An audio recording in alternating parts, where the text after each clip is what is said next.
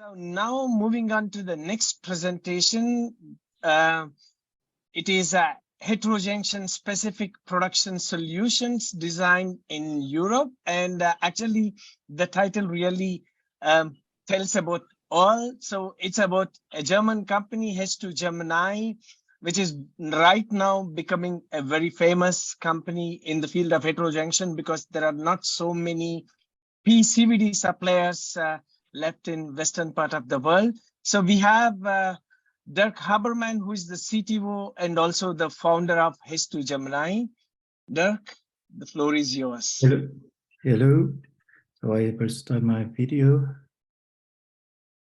and give me free. Oh, thank you for the invitation for this nice conference.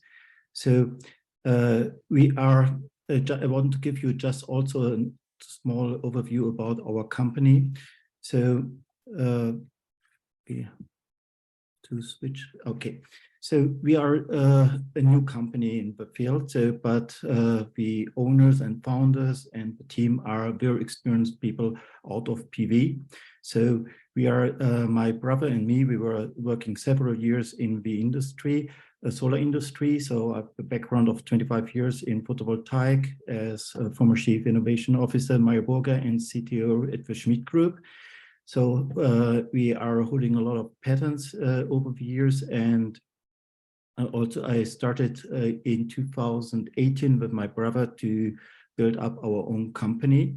So we are also a family company. So my son is now joining the company, and we bring him into this business to take over the company later on when we are a little bit older. So we have a small core team, but very experienced and advanced people are known out of the business. So overall 130 years industrial experience in the wet chemical vacuum technology for heterojunction, TOPCon, and turnkey solutions. So we have in our advisor board, we have Dr. Benjamin Strum, former head of Meyer Burger Research, with 20 plus years experience in heterojunction and very well-known scientist for all heterojunction development. So in our engineering and lean manufacturing part, we have Martin Fischer, he was also former from Meyer Burger, head of engineering, Franz Schneider, former Applied Materials Leibold, head mechanical engineer for vacuum technology with 40 years plus experience, and Monica Faccinelli from former Schmidt, MEMC, and Botkin Johnson, also many years experience in the project management of the photovoltaic and semiconductor industry. Additional to our core team, we have a partnership with different companies, very well known, very high experience companies in the field of photovoltaic and automation engineering. So we have an overall possibility to capture 80 people in the engineering for vacuum technology, automation, and wet chemical processes. So we are basically, if you have seen, a small head count company in the management part, but we are very well placed with our partners in the different kind of fields. So we have for our gas supply systems, for the PCVD and PVD systems and other applications, we work very well, we work together with our partner. We have 120 engineers there.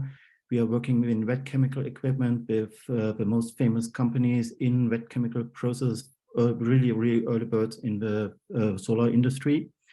We work together with one company who is very experienced in software engineering for also all of these wet chemical tools and automation. We have in Germany an assembly location, we call it Factory 2, where we are assembling our tools in Germany. And we are working very close together with our partner in metallization, testing, sorting, automation in Italy.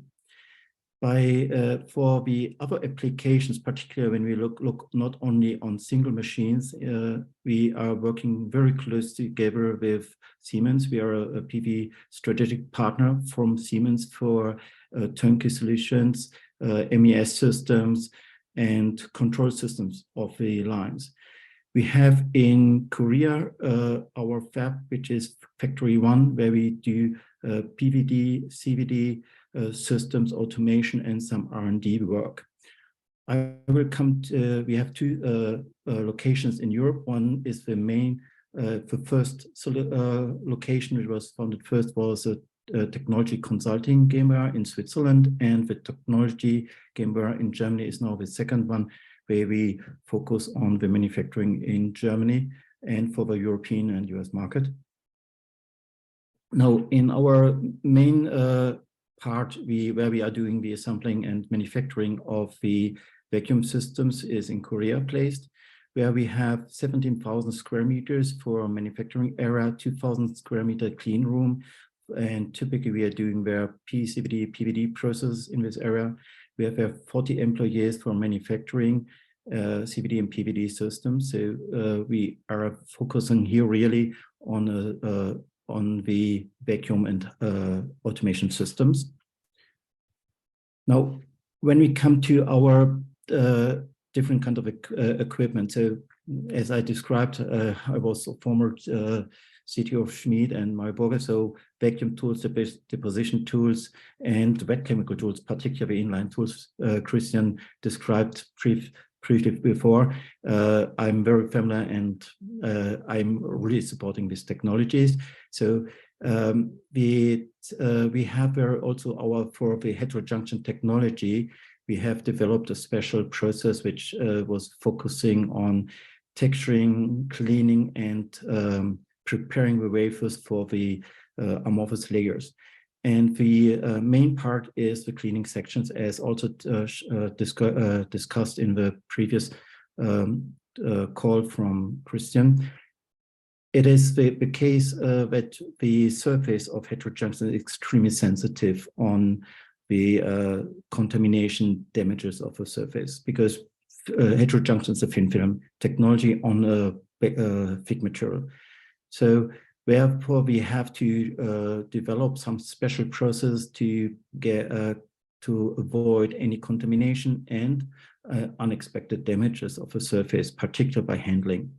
So when we come to this point, when we talk about handling, we developed a new PECVD system for the layer deposition. It is a system where we are working trayless.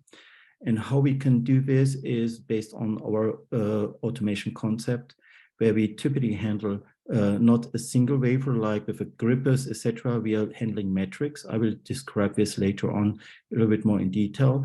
We have surface contact-free handling.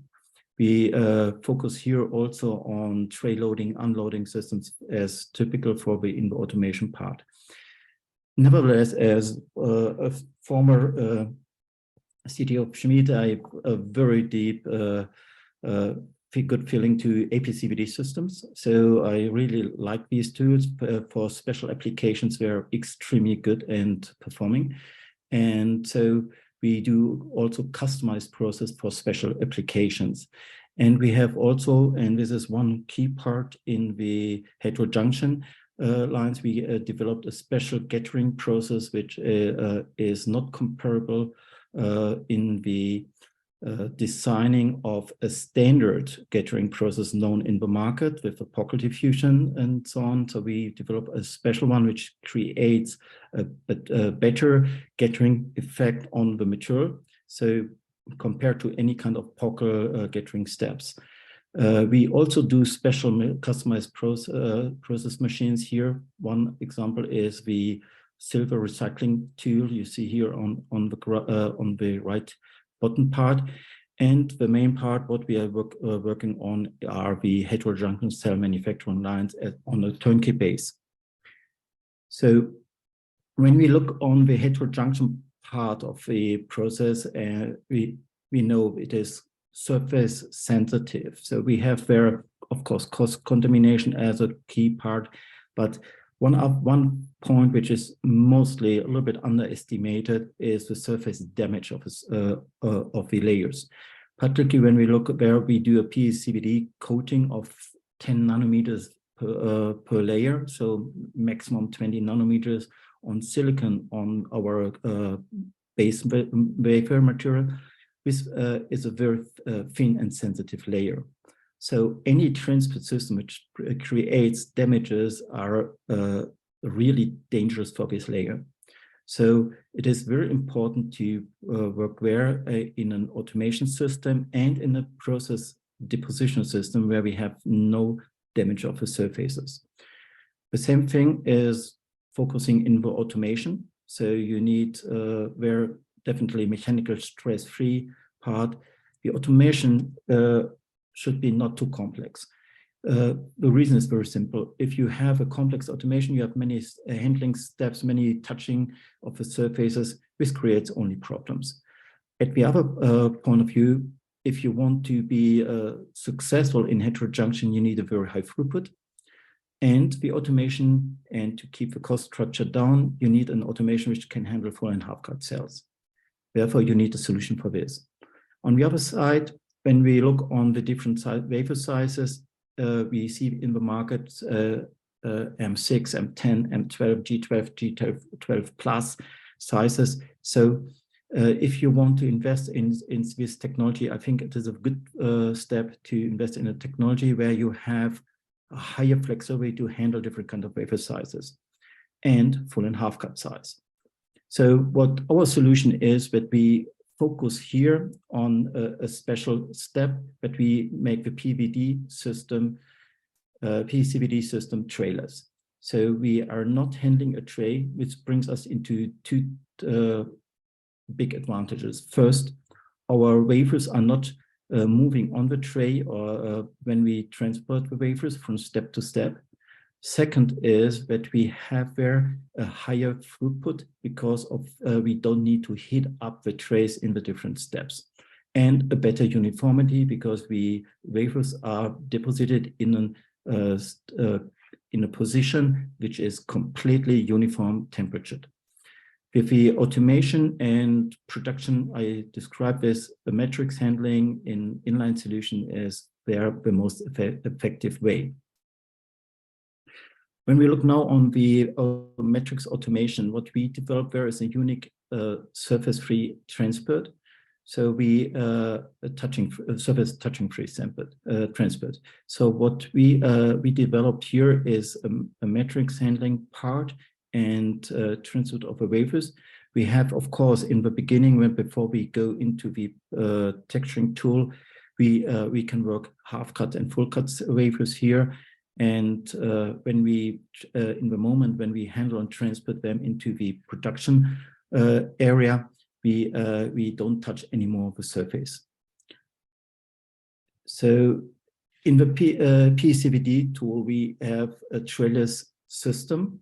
It means the wafers will be transported by a hanger into the system, laid on the surface, so no movement, vibration movement by transporting the tray. So the surface, the wafer touching is only by the weight of the wafers.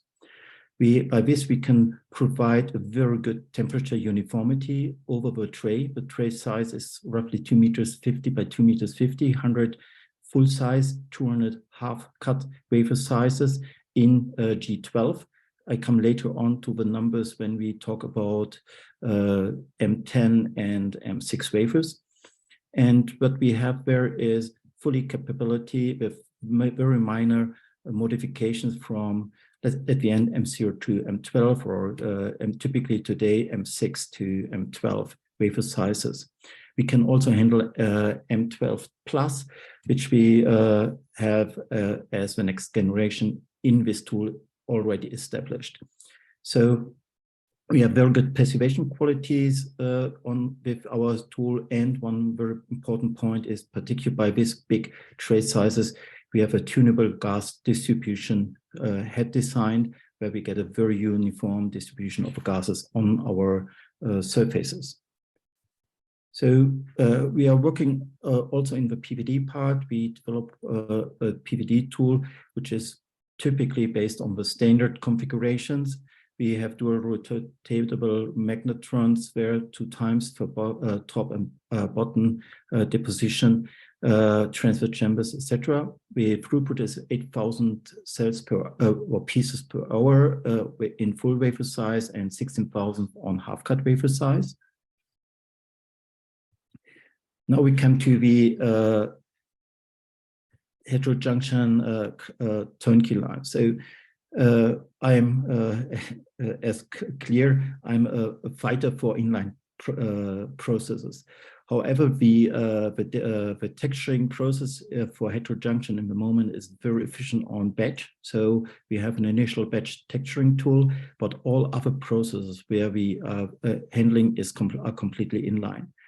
By the design that we are working on a complete inline solution is that we have around 50 less production time, only production area, sorry, and only 9% of the area is need to be in a clean room environment.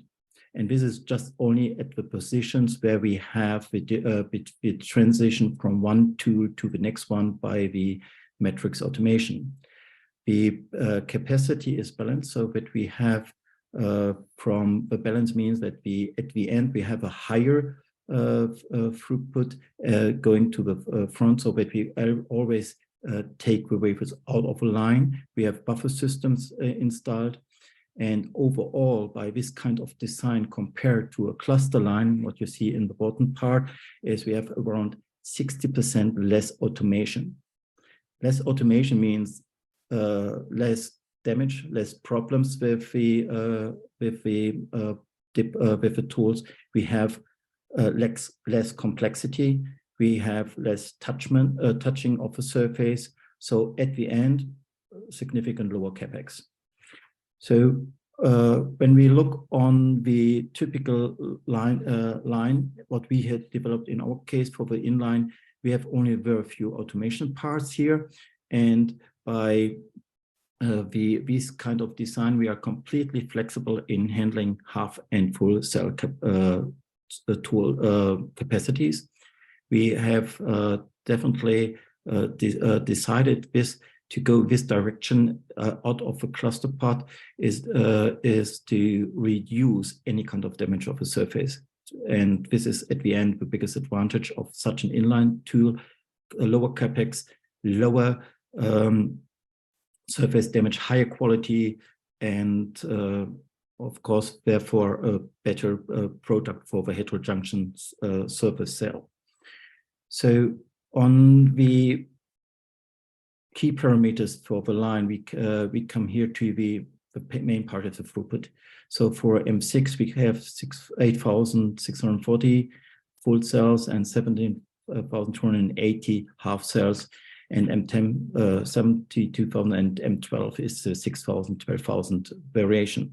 So one line, which means what you see in the bottom is around capacity more than 500 megawatt. We have more than 24.5% efficiency. Typical yield is 97%. And we are flexible in the coating. We can do also the advanced coating combination II/NP, or we can use other different coating configurations very easily. So it is easy to adapt the different kind of configuration. The uptime is 92.1% there. And by these overall matrix handling, slim design of the automation, etc., we can manufacture our tools to competitive Chinese price level. So we have including CE and UL conformity. So all tools from us are always CE and or UL conformity. So we don't need any additional automation for half cell. So also modification, as I mentioned, is very easy to do and very fast to do, and adaptation to the right wafer sizes. Thank you for your attention.